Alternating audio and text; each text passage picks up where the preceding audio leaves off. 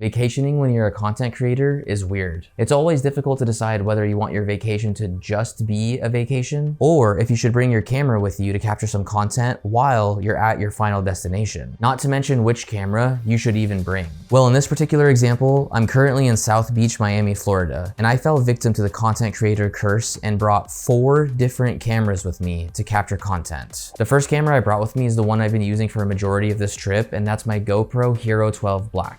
Basically being used as my compact vlogging camera, so I don't have to lug around a heavy DSLR or mirrorless camera to capture the in-between moments. Next on the list is my DJI Mavic Air 2 for those cinematic aerial videos of the Miami skyline and of the actual beach, of course. I would have hated it if I wasn't able to capture that cinematic aerial footage for myself. My third camera is my iPhone 15 Pro Max, which, just like the GoPro, it's used to capture those in-between moments where even pulling out a compact camera like a GoPro would be considered weird, rude, or disrespectful, like at a fancy dinner, for example. Additionally, I choose my phone over other cameras if I'm filming something specifically for YouTube Shorts or if my GoPro is simply packed away. And last but not least, you should know what's coming. The camera I'm using to record this video, my Sony A7R III with the 16-35 2.8 G Master lens attached, the only lens I brought with me on this trip. While I still hope on filming some footage with my Sony, not including this video obviously, I mostly brought my Sony to take high quality raw photos of myself, my girlfriend, and the beautiful surrounding areas of South Beach and Miami. With how fast every single day is going, we'll see if I get the chance to.